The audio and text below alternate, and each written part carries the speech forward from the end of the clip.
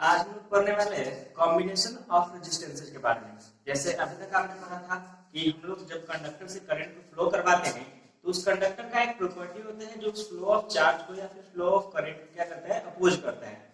अब हम पढ़ने वाले हैं कि अगर किसी कंडक्टर से हम चार्ज को फ्लो करवाएं और उस कंडक्टर को किसी और कंडक्टर से कनेक्ट करके रखें और उस कंडक्टर को फिर किसी और कंडक्टर से कनेक्ट करके रखें, तो हमारा जो सर्किट बनेगा उसमें टोटल रेजिस्टेंस हमारा कितना होगा और किस तरीका से करंट हमारा डिस्ट्रीब्यूट होगा अलग अलग रेजिस्टेंसेज में, ये हम लोग पढ़ेंगे।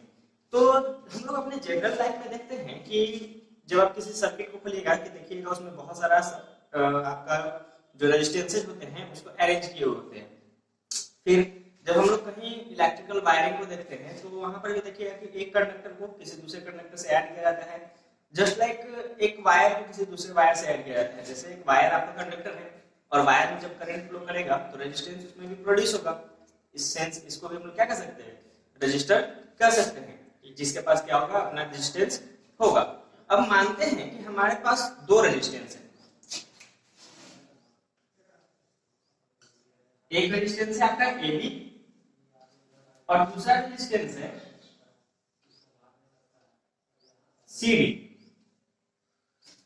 ठीक, मानते हैं कि पहले वाले रेजिस्टेंस का रेजिस्टेंस है R1, दूसरे वाले रेजिस्टर का रेजिस्टेंस है R2। अब अगर हम आपको बोले कि इन दोनों रेजिस्टेंसेस को आपको कनेक्ट करना है, ठीक, इन दोनों रेजिस्टेंसेस को आपको क्या करना है, ऐड करना है, तो इसको कनेक्ट करने का दो तरीका हो सकता है। एक, अगर हम मान लेते हैं कि ये पहला वाला फर्स्ट रेजिस्टेंस का A इसका हेड है और D इसका टेल है, उसी तरीका से C इसका हेड है सेकेंड रेजिस्टेंस का और D इसका क्या है, टेल है। अब अगर इन दोनों रेजिस्टेंसेस को आपको कनेक्ट करना है तो इसको कनेक्ट करने का दो तरीका हो सकता है। क्या क्या, एक, इसके हेड को इसके टेल से कनेक्ट करें, ठीक, इसके हेड को इसके टेल से कनेक्ट करें, बाकी दोनों एंड को हम बैटरी से कनेक्ट करें। जैसे देखिएगा इस तरीके से हम कर सकते हैं। इसका हेड, फर्स्ट वाले रेजिस्टेंस का हेड क्या है, A, ये है आपका फर्स्ट रेजिस्टेंस R1, इसको जोड़ना है आपको R2 से। तो हम क्या बताएं कि इसको कैसे कैसे जोड़ सकते हैं कि एक इसका जो हेड है A को किससे जोड़ सकते हैं हम, इसके टेल से, मतलब ये जोड़ दिए किससे, इस रेजिस्टेंस R2 के टेल से। टेल यहां पर क्या है इसका, D, और यहां पर आपके पास दो एंड बच गया, एक C और एक D। इन दोनों टेल्स को हम, इन दोनों एंड्स को हम लोग किससे कनेक्ट कर सकते हैं, बैटरी से कनेक्ट कर सकते हैं। ठीक, ये हो गया आपका पहला सर्किट। इस तरीके से हम इसको कनेक्ट कर सकते हैं। जस्ट लाइक आपके पास अगर दो वायर है और दोनों वायर को अगर आपको कनेक्ट करना है तो हम लोग देखते हैं कि दो वायर लिए, दोनों का अलग अलग दो एंड होगा, एक एंड को हम कनेक्ट कर देते हैं, जोड़ देते हैं उसको, और बाकी का जो अलग अलग दूसरा एंड है उसको हम लोग बाहर फैला के रखते हैं ताकि उसको हम लोग बैटरी से या फिर किसी दूसरे सोर्स से कनेक्ट कर सके। तो इस तरीका से जो हमारा कनेक्शन तैयार होता है इसको हम लोग कहते हैं सीरीज कॉम्बिनेशन। ठीक, इसको हम लोग क्या करते हैं, सीरीज कॉम्बिनेशन। मतलब कॉम्बिनेशन ऑफ रेजिस्टेंसेज में पहला कॉम्बिनेशन आपने देखा सीरीज कॉम्बिनेशन। तो अब इसको सीरीज कॉम्बिनेशन को हम लोग डिफाइन कैसे करेंगे, तो इसको डिफाइन हम कुछ इस तरीका से करते हैं। जैसे कि अगर हमारे पास दो रेजिस्टेंस है R1 और R2 और इन दोनों को बैक टू बैक अगर कनेक्ट कर दिया, पहले R1 को कनेक्ट किया फिर R2 को कनेक्ट किया, जैसे आप यहां दे सकते हैं, पहले R1 को कनेक्ट किया हमने फिर R2 को कनेक्ट किया, या फिर पहले R2 को कनेक्ट कर दे फिर R1 को कनेक्ट कर दे। मतलब अगर दो रेजिस्टेंसेस ले या दो से ज्यादा रेजिस्टेंस भी ले और उसको बैक टू बैक एक दूसरे से लगातार बैक टू बैक अगर कनेक्ट करें और दो एंड, बाकी का जो दो एंड, जो लास्ट में उसका दो एंड बचेगा, उनको अगर हम बैटरी से कनेक्ट कर दे तो इस तरीका का जो हमारा कॉम्बिनेशन तैयार होगा इसको हम लोग कहते हैं सीरीज कॉम्बिनेशन। ठीक, दूसरा हम इसको, ये तो हमारा पहला मेथड हो गया इन दोनों रेजिस्टेंसेस को जोड़ने का। अब अगर आपके पास दो वायर दिया गया है, मतलब जस्ट लाइक इनके जैसा दो रेजिस्टेंस दिया गया है, तो एक तो आप इसको ऐसे जोड़ सकते हैं, मतलब एक एंड को जोड़ दिए बाकी एंड को फैला के छोड़ दिए। अब अगर इसको और एक तरीका से हम कैसे जोड़ सकते हैं कि दोनों पैर लिए और इन दोनों एंड्स को एक दूसरे से ऐड कर दिए, हेड को हेड से, टेल को टेल से, कुछ इस प्रकार से। देखिएगा, एक है आपका, ये है आपका R1 और ये है आपका R2। अब अगर इन दोनों को ऐड करना हो तो इस वे में हम पहले कर चुके हैं, बैक टू बैक, मतलब एक का हेड और दूसरे का टेल हम कनेक्ट कर चुके हैं। अब दूसरा तरीका क्या है कि इनके हेड को इसके हेड से और इसके टेल को इसके टेल से, मतलब रेजिस्टेंसेस को एक दूसरे के अक्रॉस, एक ही पॉइंट के अक्रॉस क्या किए हम लोग, कनेक्ट किए हैं। ये आपका जैसे AB है, ये आपका CD है, A को हम किससे कनेक्ट कर दिए, C से, B को किससे कनेक्ट कर दिए, D से। अब इन दोनों का जो कॉमन पॉइंट यहाँ पर ये जो बचा है, इसको अगर हम कनेक्ट कर दें किसी बैटरी से, तो ये जो हमारा एक कॉम्बिनेशन तैयार होगा, इसको मान लेते हैं, इसको इस जंक्शन को E और इस जंक्शन को मान लेते हैं F। तो इस EF के अक्रॉस जो हमारा कॉम्बिनेशन तैयार हुआ, इसको हम कहते हैं पैरेलल कॉम्बिनेशन। अब सीरीज कॉम्बिनेशन और पैरेलल कॉम्बिनेशन में आप साफ साफ डिफरेंस देख सकते हैं। सीरीज कॉम्बिनेशन में हमने रेजिस्टेंसेस को एक दूसरे के बैक टू बैक कनेक्ट किया था, पहले इसको कनेक्ट किया, फिर उसी से दूसरे वाले को कनेक्ट कर दिया। इसमें हम लोगों ने क्या किया है पैरेलल कॉम्बिनेशन में कि पहले एक रेजिस्टेंस कनेक्ट किया और उसी रेजिस्टेंस के अक्रॉस एक दूसरा रेजिस्टेंस कनेक्ट कर दिया, मतलब दोनों के सेम एंड्स को हम लोग जोड़ देते हैं। अब ये आपका हो गया क्या, पैरेलल कॉम्बिनेशन, और ये है आपका क्या, सीरीज कॉम्बिनेशन।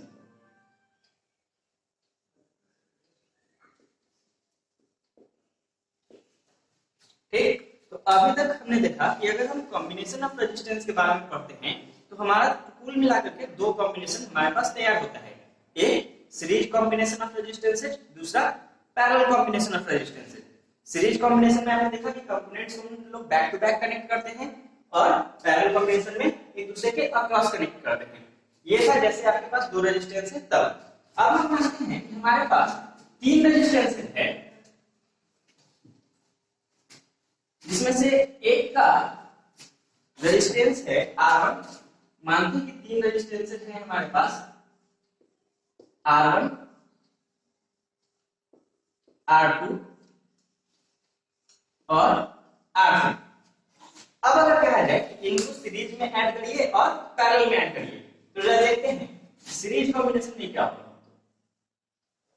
सीरीज कॉम्बिनेशन में हम जानते हैं कि रेजिस्टेंस को हम कैसे ऐड करते हैं, बैक टू बैक, मतलब पहले हम इसको ऐड करेंगे, किसी एक को ऐड कर दिए, मान लीजिए पहले हम इसको ऐड किए R1 को, अब इसी से अगले बार कनेक्ट कर देंगे हम लोग किसको, R2 को, और फिर इसी से कनेक्ट करेंगे किसको, R3 को। ये है आपका बैक टू बैक कॉम्बिनेशन, पहले एक को ऐड किया, फिर दूसरे को ऐड किया, फिर तीसरे को ऐड किया। इसको हम और किस तरीके से कर सकते हैं, आप किसी भी तरीके से कर सकते हैं। पहले आप R2 को ऐड कर दीजिए, फिर R1 को ऐड कर दीजिए, फिर R3 को ऐड कर दीजिए। पहले R2 को ऐड कर दिए, फिर R1 को ऐड कर दिए, फिर R3 को ऐड कर दिए। मतलब किसी भी तरीके से आप रेजिस्टेंस पे ऐड करिए, बस कॉम्बिनेशन क्या होना चाहिए, बैक टू बैक होना चाहिए, एक के पीछे दूसरा, दूसरे के पीछे तीसरा और तीसरे के पीछे चौथा, इस तरीके से सो ऑन। जितना रेजिस्टेंस आप कनेक्ट करना चाहते हैं कनेक्ट कर सकते हैं। फाइनली आप देखिएगा कि आपके पास दो एंड जो होगा वो फ्री बचेगा, एक ये वाला, एक ये वाला। अब इन दोनों जो फ्री एंड्स होते हैं इन्हीं को हम लोग कनेक्ट करते हैं बैटरी से या फिर किसी अदर अप्लायंस से, जहां पर कि हमको इसका कॉम्बिनेशन ऑफ रेजिस्टेंस का जरूरत होता है। ये देख लिया आपने सीरीज कॉम्बिनेशन। फिर से जब हम बात करते हैं पैरेलल कॉम्बिनेशन का, तो आपके पास तीन रेजिस्टेंसेज है और इन तीनों को आपको क्या करना है, पैरेलल कॉम्बिनेशन में ऐड करना है। तो हम लोगों ने देखा कि पैरेलल कॉम्बिनेशन में हम क्या करते हैं, रेजिस्टेंसेज को एक दूसरे के अक्रॉस ऐड करते जाते हैं। मतलब जैसे मान लीजिए कि पहले हम लोगों ने ऐड किया किसको, R1 को कनेक्ट कर दिया। अब पैरेलल कॉम्बिनेशन में तीनों को सजाना है, तो R1 के अक्रॉस हम क्या करेंगे, R2 को ऐड करेंगे। मतलब इसी के अक्रॉस हम लोगों ने क्या करते हैं, R2 को ऐड करते हैं। मतलब एंड पॉइंट देखिए दोनों का क्या है, सेम है। फिर ये हो गया आपका R2 और फिर से आपको R3 को भी क्या करना है, इसके साथ पैरेलल में कनेक्ट करना है। मतलब इसके अक्रॉस ही फिर इसको ऐड कर देंगे R3 को ऐड करेंगे। अब हम लोग यहाँ देखेंगे, यहाँ पर हमारे पास एक कॉमन पॉइंट मिलता है, दो कॉमन पॉइंट हमारे पास मिला। इन्हीं दोनों कॉमन पॉइंट्स को क्या करते हैं, किसी बैटरी से या फिर एक्सटर्नल सोर्स से कनेक्ट करते हैं या फिर एक्सटर्नल अप्लायंस से कनेक्ट करते हैं, जहां पर कि हमको कॉम्बिनेशन ऑफ रेजिस्टेंसेस का जरूरत होता है। ये जो आप लोगों ने देखा, ये था आपका पैरेलल कॉम्बिनेशन ऑफ रेजिस्टेंसेस। अब हम लोग बात करते हैं डिटेल में कि सीरीज कॉम्बिनेशन क्या होता है, कैसे उसमें काम होता है और क्यों उसका जरूरत पड़ता है, और जब पैरेलल रेजिस्टेंस का बात आता है तो हम कैसे इसको यूज करते हैं। तो पहले हम लोग देखेंगे सीरीज कॉम्बिनेशन। सीरीज कॉम्बिनेशन हम मान लेते हैं कि हमारे पास क्या है, टोटल 3 रेजिस्टेंस है, ठीक। इन तीनों रेजिस्टेंसेस को पहले तो हम लोग क्या करते हैं, सीरीज कॉम्बिनेशन में ऐड करते हैं। ये हो गया आपका R1, ये हो गया R2, ये है आपका R3। अब इस कॉम्बिनेशन को हम कनेक्ट कर देते हैं एक सोर्स ऑफ EMF, मतलब एक बैटरी से कनेक्ट करते हैं। सोर्स ऑफ बैटरी से हम क्या कर दिए, कनेक्ट कर दिए सोर्स ऑफ EMF से। मानते हैं कि इसका पोटेंशियल डिफरेंस है वो है V, कैपिटल V।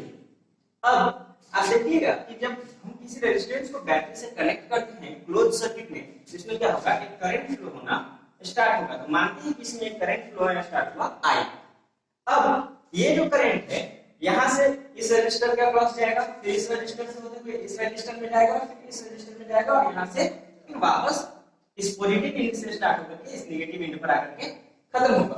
फिर से इसी तरीके से रेजिस्टेंस करंट इसमें हमेशा फ्लो होता रहेगा। तो इसमें देखने से आपको क्लियर हो जाएगा कि जब हम सीरीज कॉम्बिनेशन में किसी सर्किट को अरेंज करते हैं या फिर सीरीज कॉम्बिनेशन में जब हम कुछ रेजिस्टेंसेस को अरेंज करते हैं, तो इस तरीका के कॉम्बिनेशन में करंट हर एक रेजिस्टर से सेम होता है। मतलब ये I करंट R1 के थ्रू पास करेगा, और यहां से पास किया I, तो यहां पर भी कितना करंट होगा I। यहां से इस रेजिस्टेंस के अक्रॉस में कितना करंट पास होगा I, और यहां पर हमको कितना मिलेगा I करंट मिलेगा, ठीक। मतलब पहला पॉइंट याद रखने वाली ये है कि सीरीज कॉम्बिनेशन में जब हम रेजिस्टेंसेस को ऐड करते हैं तो हर एक रजिस्टर से या हर एक रेजिस्टेंस से करंट का फ्लो सेम रहता है। अगर बैटरी से I करंट फ्लो हो रहा है तो हर एक जगह करंट का वैल्यू क्या रहेगा, I ही रहेगा। अब सिंस कि ये जो आपका पोटेंशियल डिफरेंस नेट कितना है इसमें V, दूसरा यहां पर हम लोगों ने 3 रेजिस्टेंस अलग अलग रेजिस्टेंसेस के इसमें ऐड किए हैं, 3 अलग अलग रेजिस्टर्स अलग अलग रेजिस्टेंसेस वाले ऐड किए, तो हर एक रेजिस्टर के अक्रॉस इसका पोटेंशियल डिफरेंस अलग अलग होगा, और वो जो टोटल पोटेंशियल डिफरेंस होगा वो किसके बराबर होगा, इस नेट पोटेंशियल डिफरेंस के बराबर होगा। मतलब R1 के अक्रॉस पोटेंशियल डिफरेंस कितना होगा V1, R2 के अक्रॉस पोटेंशियल डिफरेंस कितना होगा V2, R3 के अक्रॉस कितना होगा V3, ठीक। और ये जो तीनों का जब आप सम करिएगा V1 plus V2 plus V3, तो ये किसके बराबर आएगा, इस टोटल पोटेंशियल डिफरेंस के बराबर आएगा, ठीक। मतलब यहां से सीरीज कॉम्बिनेशन में हम लोगों ने क्या सीखा कि सीरीज कॉम्बिनेशन में रेजिस्टेंस को अगर कनेक्ट किया जाता है तो हर एक रजिस्टर से जो करंट फ्लो होगा वो सेम रहेगा, लेकिन पोटेंशियल डिफरेंस हर एक रेजिस्टेंस का अलग अलग होगा। पहला चीज, अब मानते हैं कि अगर हम 3 रेजिस्टेंस कनेक्ट किए सीरीज में, ठीक, तो हमारे पास एक रेजिस्टेंस का लेंथ बहुत बड़ा है, दूसरे का भी बहुत बड़ा है, तीसरे का भी बहुत बड़ा है। जैसे जस्ट लाइक अगर हम वायर कनेक्ट करें तो एक वायर का कुछ रेजिस्टेंस R1 है, दूसरे वायर का R2 है, तीसरे वायर का R3 है, ठीक। तो ये एक सर्किट जो होगा हमारा काफी पेचीदा, मतलब बहुत लंबा सर्किट रहेगा। तो क्यों ना हम ऐसा करें कि इन 3 रेजिस्टेंसेस की जगह पर हम कोई एक ऐसा रेजिस्टेंस यूज करें जो इन तीनों रेजिस्टेंस के बराबर काम करे। जैसे अगर हम 10 ओम, 20 ओम, 25 ओम 3 रेजिस्टेंस लिए और तीनों को सीरीज कॉम्बिनेशन में ऐड कर दिए, तो क्यों ना हम एक ऐसा फॉर्मूला ड्राइव करें, एक ऐसा टेक्निक अपनाएं कि हमको इन 3 अलग अलग रेजिस्टेंसेस की जगह पर बस एक ही रेजिस्टेंस का यूज करें और वो जो हमारा सर्किट हो वो इस तरीका से काम करे। जैसे अगर मान लीजिए कि आपके पास 3 रेजिस्टेंस है तो आपका सर्किट कुछ इस तरीका से बड़ा है। अब क्यों हम क्यों ना अगर हम कोई ऐसा टेक्निक निकाल ले कि इन तीन रेजिस्टेंसेस की जगह पर कोई एक ही रेजिस्टेंस इन तीनों के जितना कैपेबल है, मतलब इन तीनों की जगह पर हम क्या करें, बस एक रेजिस्टेंस का यूज करें जो कि इन्हीं के बराबर हो, तो हमारा सर्किट देखिए कितना छोटा हो गया, इतना बड़ा जो हमारा सर्किट था वो काफी छोटा हो गया है। तो हम लोग क्या करते हैं कि अपने सर्किट, जो हमारा सर्किट बहुत बड़ा है, उसको छोटा करने के लिए कॉम्बिनेशन ऑफ रेजिस्टेंसेस का यूज करते हैं, और सीरीज कॉम्बिनेशन में अगर अलग अलग रेजिस्टेंसेस कनेक्ट किए हैं तो उसके लिए हम इक्विवेलेंट रेजिस्टेंस, एक इक्विवेलेंट रेजिस्टेंस जैसे कि आपका रेजिस्टेंस कितना यूज किए हैं R1 R2 R3, तो हम मानते हैं कि इन तीनों की जगह पर हम एक ऐसा रेजिस्टेंस यूज करें R इक्विवेलेंट जो इन तीनों के बराबर हो। तो ये R इक्विवेलेंट का वैल्यू कितना होगा, मतलब हमको कितना ओम का या कितना कैपेसिटी का एक रेजिस्टेंस यूज करेंगे जो कि इन तीनों रेजिस्टेंस के बराबर काम करे। तो इसके लिए हम लोग क्या करेंगे, एक फॉर्मूला ड्राइव करते हैं। तो देखिएगा सबसे पहला चीज कि हम लोग ने एक सर्किट कनेक्ट किया इस तरीका से, एक सर्किट अरेंज करते हैं कुछ इस तरीका से। तो तीन रेजिस्टेंस लिए हम लोग, एक R1 एक R2 और एक R3, इन तीनों को कनेक्ट कर देते हैं हम लोग एक बैटरी से। ये है आपका R1 है, ये है आपका R2, ये है आपका R3, इन तीनों रेजिस्टेंस को हमने कनेक्ट कर दिया एक बैटरी से, और मानते हैं कि इस सर्किट में कितना करंट फ्लो शुरू हो गया I। हमने फिर से मान लिया कि इस बैटरी का पोटेंशियल डिफरेंस है वो कितना है, V है। और सिंस कि आप जानते हैं सीरीज कॉम्बिनेशन में अभी मैंने आपको बताया कि करंट जो होता है हर एक रेजिस्टर से सेम होता है, मतलब करंट में कोई भी वेरिएशन नहीं होता है। अगर 1 एम्पीयर का करंट R1 के थ्रू पास कर रहे हैं तो वही 1 एम्पीयर का करंट कितना के थ्रू पास करेगा, R2 और R3 के अक्रॉस में पास करेगा, उसमें कोई भी डेविएशन या कोई भी वेरिएशन नहीं होगा। अब आपने फिर से हमने पीछे बताया था आपको कि R1 R2 और R3 के अक्रॉस करंट तो सेम होगा लेकिन पोटेंशियल डिफरेंस कंप्लीटली डिफरेंट होगा। तो मानते हैं कि R1 के अक्रॉस आपका पोटेंशियल डिफरेंस है V1, R2 के अक्रॉस है V2, R3 के अक्रॉस है V3। इस तरीके से हमने मान लिया। फिर मैंने अभी आपको दिखाया था कि ये V1 V2 और V3 को जब आप ऐड करिएगा तो किसके बराबर आता है, इस नेट पोटेंशियल डिफरेंस के बराबर आता है। ठीक है, इतना तो कोई प्रॉब्लम नहीं होना चाहिए आप लोग को। अब शुरू करते हैं। तो हम लोग जानते हैं ओम्स लॉ से, ओम्स लॉ से हम लोग जानते हैं कि अभी मानते हैं कि ये जो आपका करंट जो फ्लो हो रहा है, तो ओम्स लॉ के अनुसार हम लोग क्या जानते हैं, V = I × R जानते हैं। ठीक, ये आप ओम्स लॉ से जानते हैं। अब अगर हम इसी फार्मूला से इस V1 को कैलकुलेट करें तो हमारा कितना हो जाएगा, देखिएगा फ्रॉम फिगर V1 कैलकुलेट करें तो क्या हो जाएगा, V की जगह पर V1 = I क्या है करंट, तो इस रजिस्टर में करंट कितना जा रहा है यहां से I, तो V1 = क्या I। अब देखिए R यहाँ पर क्या है रेजिस्टेंस, तो यहाँ पर रेजिस्टेंस क्या है आपका R1, तो कितना हो गया V1 = I R1, इक्वेशन 2 मान लेते हैं इसको। अब ये तो हो गया R1 के लिए। सिमिलरली हम लोग क्या करते हैं, V2 जब आप निकालिएगा कितना हो जाएगा आपका, यहां से भी करंट कितना जा रहा है जी, V2 I भी जा रहा है करंट, वोल्टेज कितना है V2 और रेजिस्टेंस कितना है R2, तो V2 बराबर क्या हो गया I × R2, ये हो गया आपका इक्वेशन नंबर 3। और फिर V3 क्या हो जाएगा, सिमिलरली I × R3, ये हो गया आपका V3। V3 मतलब वोल्टेज ये वाला, करंट यहां से कितना फ्लो होगा, क्योंकि सब जगह से करंट कितना फ्लो हो रहा है I, तो यहां से क्या होगा I फ्लो होगा, और रेजिस्टेंस के लिए अपन लोग क्या रखते हैं R3। ये हो गया ओम्स लॉ से आपका 3 इक्वेशन आया। ठीक, अब हम क्या करते हैं कि हम लोग जानते हैं ये जो आपका V1 V2 और V3 को जब हम ऐड करेंगे तो क्या हमको मिलेगा, we know V1 + V2 + V3 बराबर क्या होगा आपका V। इन तीनों पोटेंशियल डिफरेंस को आप ऐड करिएगा तो आपको किसके बराबर मिलेगा, इस नेट पोटेंशियल डिफरेंस के बराबर का वैल्यू मिलेगा। अब सबका वैल्यू रखिए, putting value of V1 V2 and V3 in it.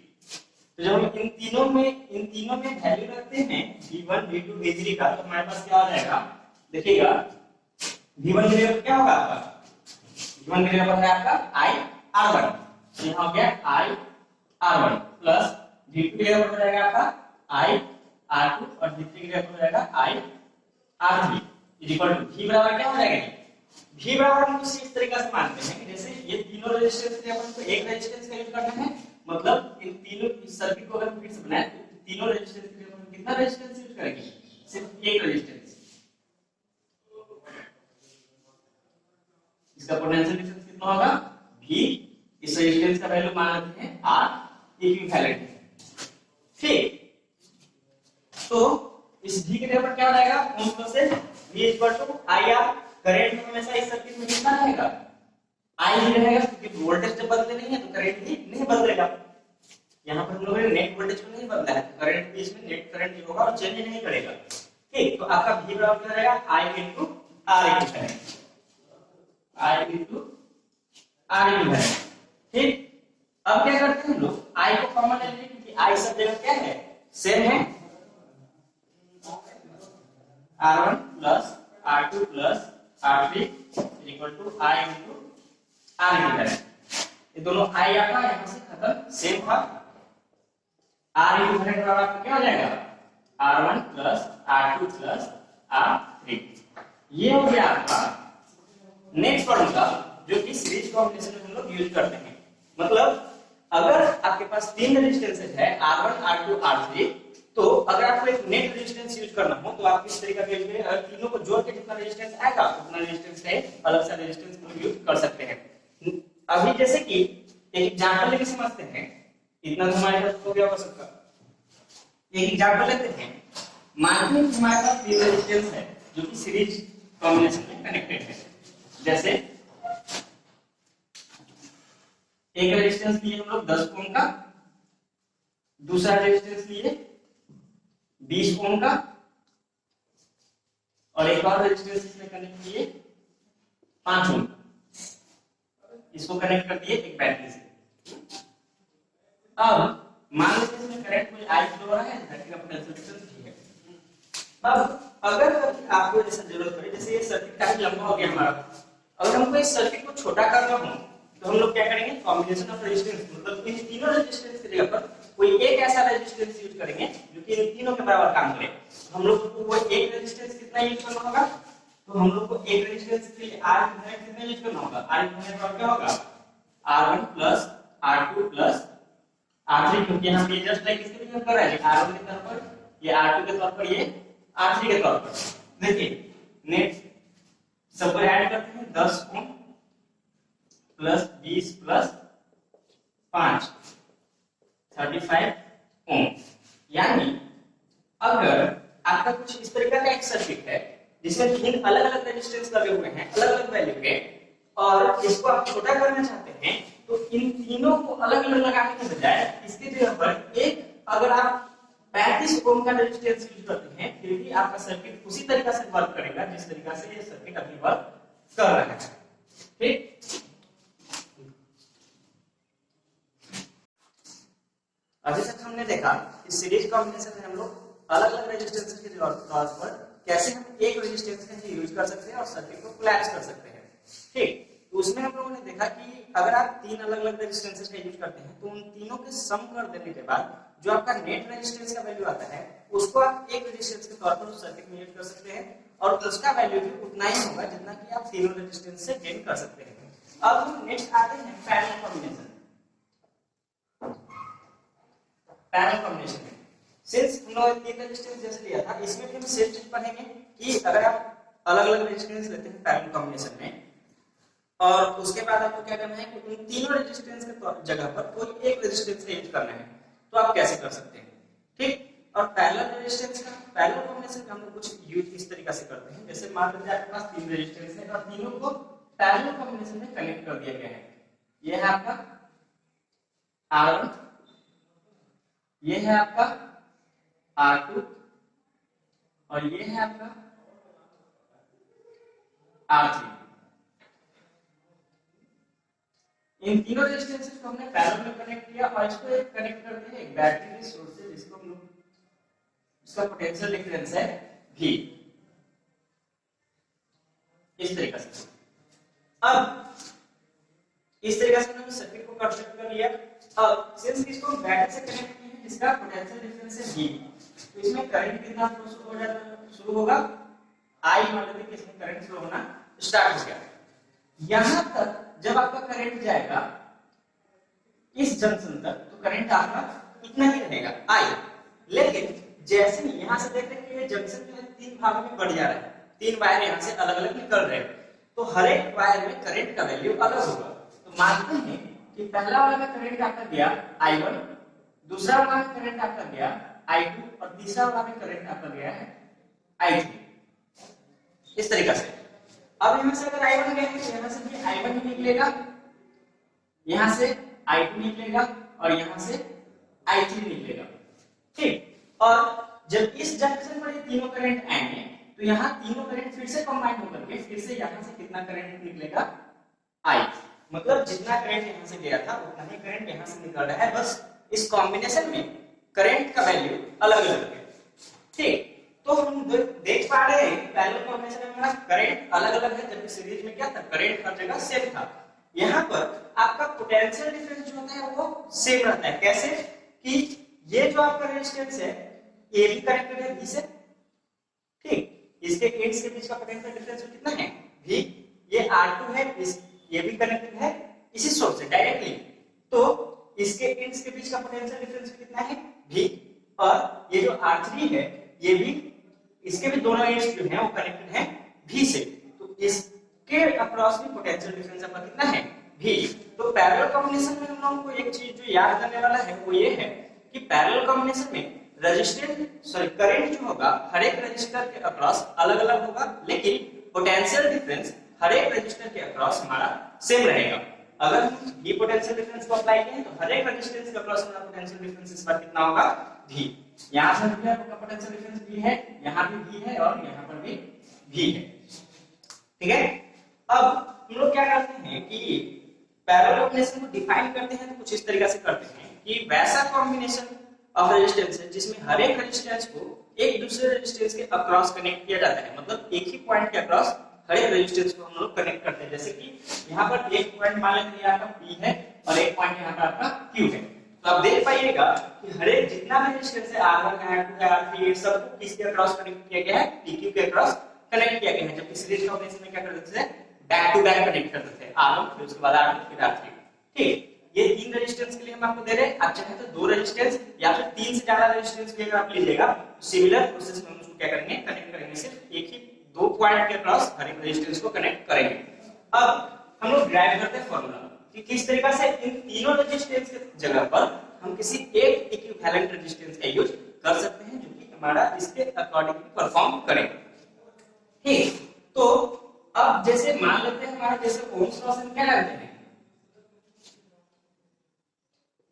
Ohm's law से हम जानते हैं V I R, ठीक। तो हर एक के पास पोटेंशियल डिफरेंस क्या है सेम है। तो अगर हम पहले रेजिस्टेंस के लिए इसको कैलकुलेट करते हैं फॉर R1, तो R1 में कौन सा करंट जा रहा है I1, तो इस फार्मूला से V I1 R1 V क्यों लिखे क्योंकि इसके अक्रॉस पोटेंशियल डिफरेंस कितना है पैरेलल कॉम्बिनेशन में सेम रहेगा, तो इसके अक्रॉस पोटेंशियल डिफरेंस कितना है V ही है, V I1 R1, ठीक। यहां से I1 आपका क्या हो जाएगा V by R1, ठीक है। सिमिलरली R2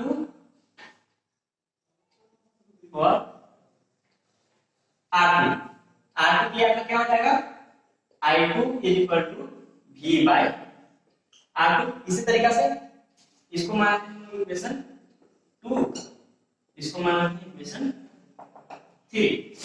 फॉर R3 आपका क्या हो जाएगा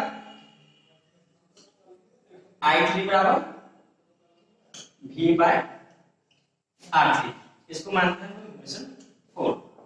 अब देखिए कि फ्रॉम फिगर हम क्या देख सकते हैं कि ये यहाँ तक करंट क्या से आई, उसके बाद I1 I2 I3 तीन भागों में बट गया, यानी कि हमारा जो करंट है वो नेट करंट जो है तीनों रेजिस्टेंस में अलग अलग बट जा रहा है।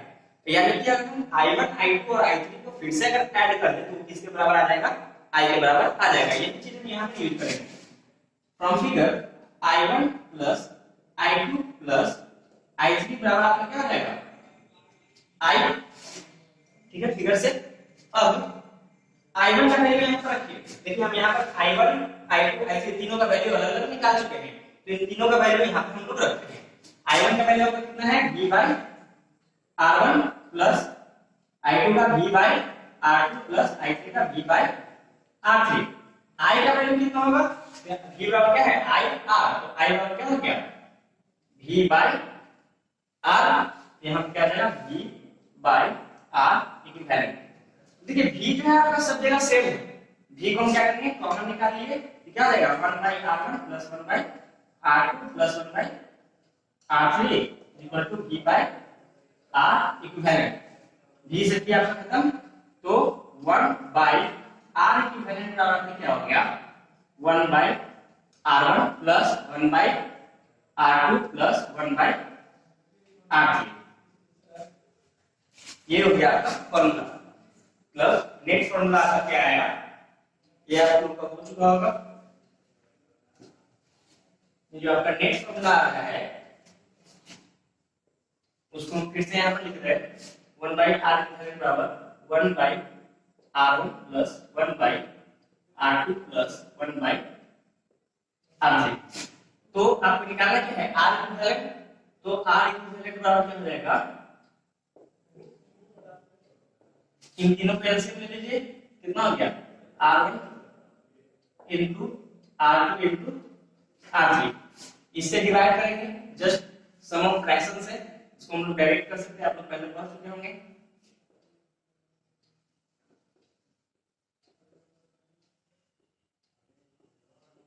जिनको नहीं समझ में आ रहा उनके लिए एक बार बताया था कि जब हम इसको R1 से डिवाइड करेंगे तो क्या बचेगा यहाँ पर R2 इनटू R3, उसको 1 से मल्टीप्लाई करेंगे तो ये R2 इनटू R3 हो गया। सिमिलरली तीनों के लिए इस तरीके का। अब आपको निकालना क्या है R इक्विवेलेंट, तो R इक्विवेलेंट को क्या करेंगे ये 1 घटाना है, इसको इधर लेके चले गए, इसको इधर लेके चले जाते हैं, तो क्या हो जाएगा R1 plus R2 plus sorry R1 into R2 into R3 divided by R1 R2 plus R2 R3 plus R3 R1। ये हो गया आपका R इक्विवेलेंट का फॉर्मूला। इसको अगर आप चाहें तो यहाँ पर भी छोड़ सकते हैं, जैसे कि आपको बुक में इतना दूर तक करने के बाद उसको ड्रॉप कर दिया गया होगा और फाइनली आप इसको इतना कैलकुलेट कर सकते हैं। अब इसको हम यूज कुछ इस तरीके से करते हैं, जैसे कि मान लेते हैं कि आपके पास तीन रेजिस्टेंस हैं और तीनों को पैरेलल में कनेक्ट किया गया है। एक रेजिस्टेंस है आपका 10 ओम, दूसरा रेजिस्टेंस है 20 ओम और तीसरा रेजिस्टेंस है आपका 50 ओम। ये है आपका पॉइंट ए बी के क्रॉस कनेक्टेड है। इन तीनों के लिए अगर हम कोई एक रेजिस्टेंस का यूज अगर करना चाहें तो हमको कितना ओम का यूज करना होगा, उसके लिए हम क्या करेंगे R इक्विवेलेंट निकालेंगे, तो 1 by R की जगह क्या हो जाएगा 1 by R1 यानी कि 1 by 10 plus 1 by 20 plus 1 by 50। हम इस वाले फॉर्मूला को यूज करके निकाल लेंगे, ठीक। अब ये देखिए इसको कैलकुलेट करिए, यहाँ पर कितना हो जाएगा 1 by R इक्विवेलेंट बराबर कितना हो गया जी 0.1 प्लस 0.05, ठीक है, प्लस 0.02। तो सम ऐड कर दीजिए तो 1 by R इक्विवेलेंट बराबर कितना हो गया 0.17, यानी R इक्विवेलेंट बराबर आपका हो जाएगा 100 by 17 ओम। ये क्या आपका आंसर। ये दोनों का दोनों कॉम्बिनेशन आपसे एग्जाम में पूछा जाएगा और जब आप सर्किट का एग्जाम इलेक्ट्रॉनिक सर्किट का जब न्यूमेरिकल का बनाइएगा उसमें ये आपका बहुत ज्यादा यूज किया जाएगा। ठीक है, और इस तरीके का परेशानी होता है तो फिर आप इसको हमसे पूछ सकते हैं।